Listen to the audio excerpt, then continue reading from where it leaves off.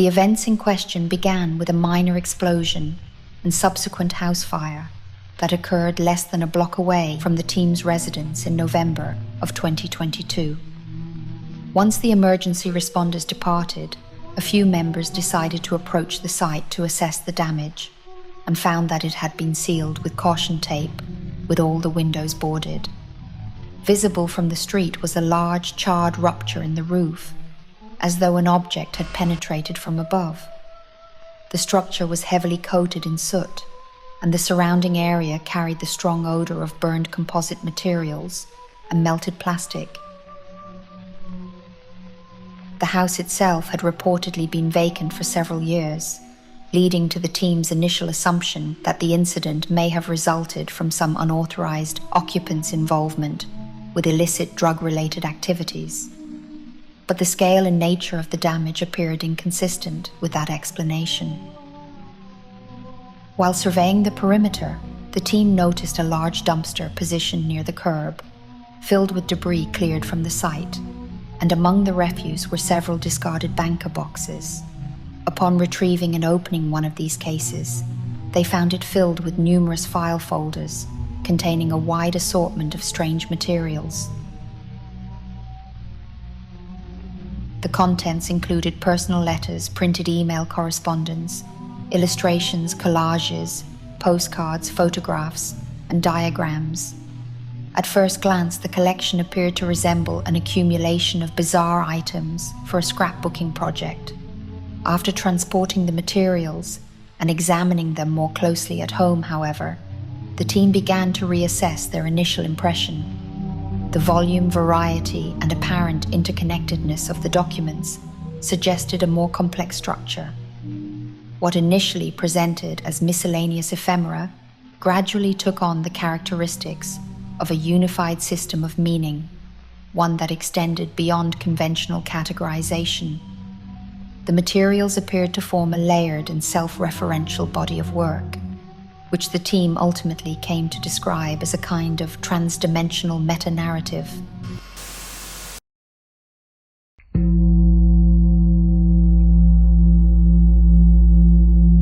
The first page of the collection is presented as a foreword written by an anonymous archivist who states that the documents are a record of correspondence between him or herself and an individual identified as Arthur Endred.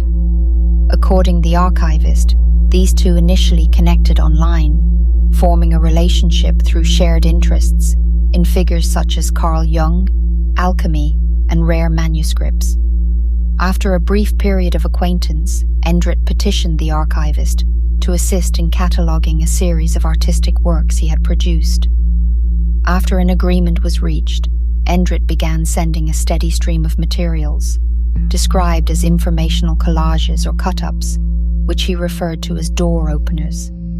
The foreword concludes with the archivist expressing a commitment to preserving this body of correspondence, suggesting that the collection itself may function as a kind of anchor for Endred at some point in the future. What this means will become apparent later.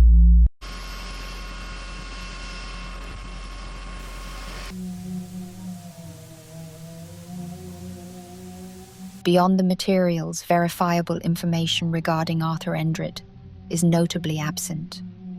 No records of his existence appear in public databases, including birth or marriage certificates, residential listings, or social media.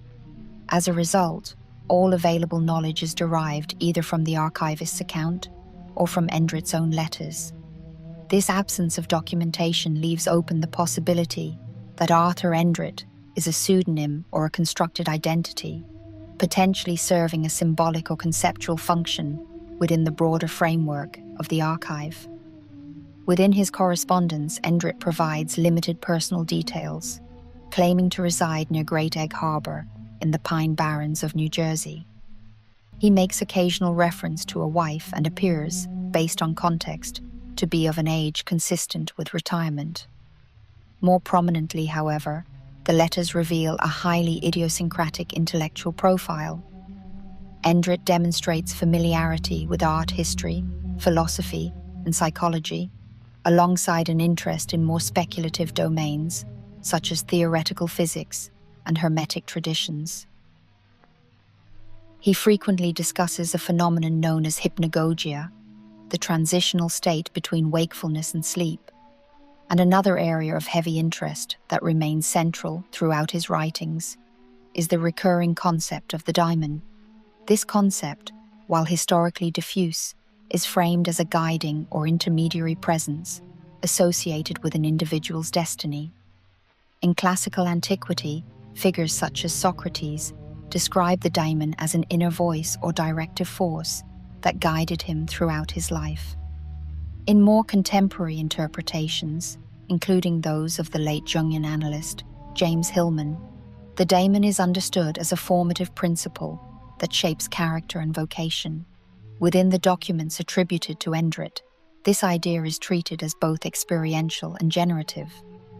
His artistic works, the door openers, are described not merely as creative outputs, but as transmissions or manifestations directly associated with this guiding intelligence. The team quickly recognized the magnitude of the task before them and immediately began the process of organizing the materials into a coherent chronological sequence. As they worked, the story revealed itself to be increasingly structured, deliberate, and far more beautiful than they had initially assumed. There was a growing sense that they'd encountered something rare, perhaps even significant. Yet this realization was accompanied by another feeling: unease. The materials did not merely present information, they implied the existence of a system already in motion, one that the team had not simply uncovered, but may have, in some capacity, unwittingly entered.